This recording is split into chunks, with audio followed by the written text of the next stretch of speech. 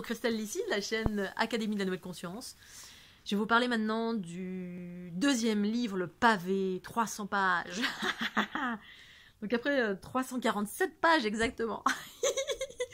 Dieu le Père, c'est la déesse mère, ce principe androgyne qui a été inversé.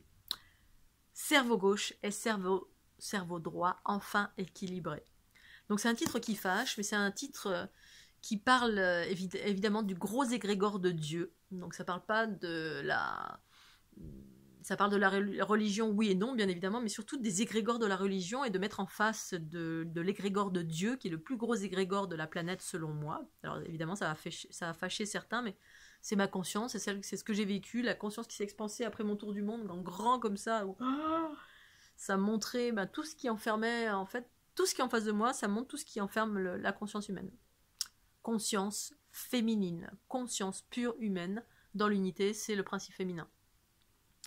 Et donc j'ai dû mettre, quand on écrit quelque chose, ça s'ancre. Donc à moi la dynamique c'était d'ancrer quelque chose pour expliquer que, en gros, sur 347 pages, bien tous les détournements de cette planète, du patriarcat, c'est-à-dire l'ego, du masculin engrammé avec l'ego, qui avait détourné les vérités, mais c'est juste et parfait, parce qu'en fait on a vécu un cycle patriarcal qui correspond, d'un point de vue de l'unité, ça correspond tout simplement à un cycle évolutif de jeunes enfants qui expérimentent sans la conscience de maman. C'est tout.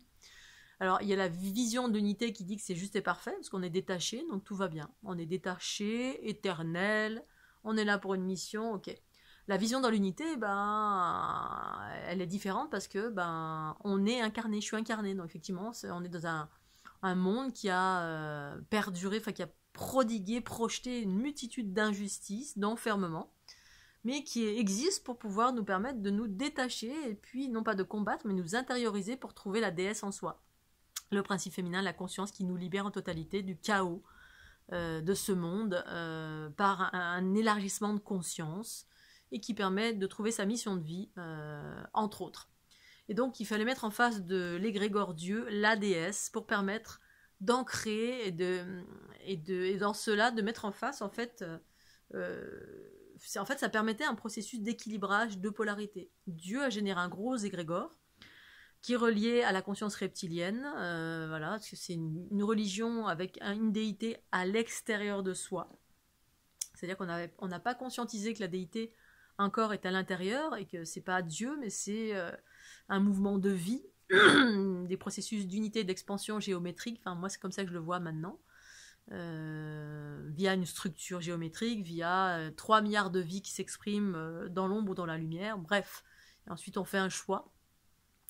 Mais il fallait, en tout cas pour ma part, ce livre ancrait la notion de déesse, que c'était mon job, pour permettre de créer de l'équilibre. L'équilibre permet la fusion de ces deux polarités. Dieu et déesse s'unissent.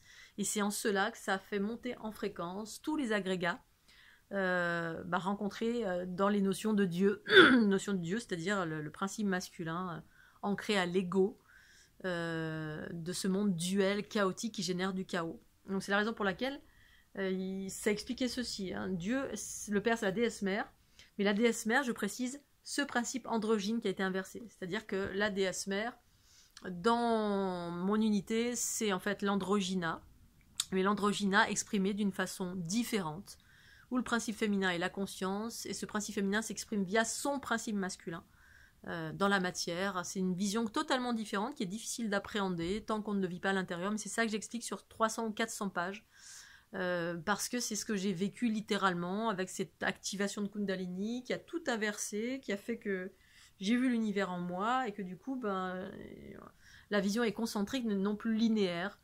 Et donc c'est ce que j'explique, à partir de cette Kundalini, j'ai été abreuvée de connaissances qui s'est manifestée parce que je me suis retrouvée moi, j'ai vu l'univers en moi, je me suis reconnue comme étant moi-même la déesse androgyne, comme toute chose, c'est juste un mot qui exprime qu'on se reconnaît soi-même comme étant le divin incarné, mais le divin c'est encore un mot. La vie harmonieuse incarnée, mais le divin, on le comprend parce que pour les gens qui sont en quête, on parle de divin tout le temps. Donc ces mots-là étaient nécessaires pour la compréhension des autres en face de moi. Et donc c'est là où en fait j'ai perçu que c'était pas Dieu, mais c'était la déesse, et androgyne, et que c'était le principe féminin, et que c'est au cœur de mon être que la version pure et la source pure illimitée de mon être était au cœur de mes cellules et tout ce qui était à l'extérieur de moi était que des projections empreints d'ego, empreints c'est-à-dire de basse fréquence qui sont en train d'être transformées, absorbées. Bref, une connaissance, j'étais vraiment abondée pendant ces années et ces années, expansée de cette connaissance qui venait de l'intérieur de mes cellules, ces fameux trous noirs que j'ai observés et que j'observe encore, et qui finalement me permettait d'avoir cette connaissance, de la conscientiser, de la partager, et d'ensuite d'avoir des reflets extérieurs. C'est-à-dire d'abord c'était mes intuitions, donc ma connaissance pure, source originelle qui est en moi, donc plus de déité à l'extérieur. Et ensuite, ma conscience faisait me montrer avec mes yeux des choses existant à l'extérieur qui me donnaient des preuves de oui, voilà, regarde, ça existe. Le matriarcat est là, est là, est là, est là, est partout. Et donc, du coup, voilà, ce livre relate ça. C'est une connaissance que je partage. Et ensuite, j'ai trouvé à l'extérieur toutes ces informations qui existent parce que j'étais totalement guidée par ma conscience qui me donnait de l'information et qui ensuite me montrait ces informations à l'extérieur de moi, venant valider ce que je conscientisais tout simplement, avec cette connaissance intérieure. Donc, ça parle de la fleur de l'unité également, le début, les prémices de la fleur de l'unité, où je commence à faire des... voilà, parce que la fleur de l'unité, elle est là au cœur. Il y a 8 sphères, là c'est une version... certains pourraient appeler ça la graine de vie, mais c'est même pas la même chose qu'il y a dans la fleur de vie, hein. C'est une version 2 dimensions, avec l'aspect ADN à l'intérieur, avec l'aspect linéaire qui représente l'aspect patriarcal, enfin pas patriarcal mais masculin quand il est dans la justesse, qui va bientôt disparaître dans les mondes sphériques unitaires. Bon, pour le moment c'est comme ça. Et donc là il y a 8 sphères qui correspondent à ce processus de transition, on passe de la fleur de vie à la fleur de l'unité. 8 sphères qui pour moi, en fait le 8 n'arrêtait pas de revenir, ça montre exactement ce que c'était. C'est l'avènement du principe féminin, de l'androgyna primordial via la conscience du principe féminin. C'est l'avènement du principe féminin, mais d'une façon exprimée, d'une façon que moi je connaissais rien à tout ça. Pour moi c'était nouveau, c'était époustouflant, c'était éblouissant. Éblouissant pourquoi ? Parce que j'ai vécu littéralement dans mon corps ce processus de régénérescence via cette kundalini, avec mes os qui se remettaient en place, cette vitalité, cette connaissance, enfin tous ces trucs géniaux qui ont surgi et qui m'ont amené à être comme un volcan et un feu cométaire en même temps qui exultait, et qui m'ont amené à écrire sans m'arrêter, sans respirer, sans manger pendant pas mal d'années, en mode accéléré, parce qu'il y avait une notion d'urgence, urgence, urgence à écrire ce livre qui parle de tous les détournements du principe féminin originel qui ont été voilés, bafoués, cachés par les petits-enfants du patriarcat, impliquant les êtres humains, mais pas que, derrière toutes ces consciences reptiliennes, extraterrestres, etc. Mais tout ça est un jeu, hein, il n'y a pas de jugement là-dessus. Je ne porte aucun jugement. En fait, j'ai écrit ce bouquin avec beaucoup d'humour et beaucoup de joie, parce que j'étais remplie de cette joie, de cet humour et de cette neutralité, ce détachement, qui tout simplement révèle, met en lumière, parce que je fais partie des processus de mise en lumière, pour permettre l'équilibrage et la fusion de ces deux polarités, masculin-féminin, par l'émergence du principe féminin qui est remis dans le bon ordre. Donc voilà, quelques illustrations également un peu partout, qui montrent tout ce qu'on peut trouver un peu partout, tout ce que je conscientisais en moi, et ce que ensuite je trouvais partout sur mon chemin, ici notamment à Montserrat, qui me montrait en fait l'ego, qu'est-ce que c'était, le masculin, le féminin, ça me donnait ça me redéfinissait tout en totalité par rapport aux croyances que j'avais à l'époque, tout ce qu'on m'avait enseigné, notamment via les cultures patriarcales, parce que tout est patriarcal sur cette planète, et on est en train d'arriver vers la conscience du féminin qui redéfinit tout et abroge tout, absorbe tout ce qui n'est pas la vérité de l'unité bienveillante. Montserrat, tous ces endroits qui étaient empreints de plein de choses, qui parlent tous les endroits, même dans les édifices, les églises, les édifices religieux qui étaient empreints de ce matriarcat de partout, Andromède, Cassiopée, enfin tout ce qui a été inversé, toutes les choses qui ont été inversées en totalité, où le féminin a été voilé d'une façon générale. Parce que c'était l'époque, c'était comme ça, l'ère du poisson, c'est l'ère des petits garçons, du principe masculin en soi. l'enchaînement du féminin, voilà, c'est une de mes sculptures.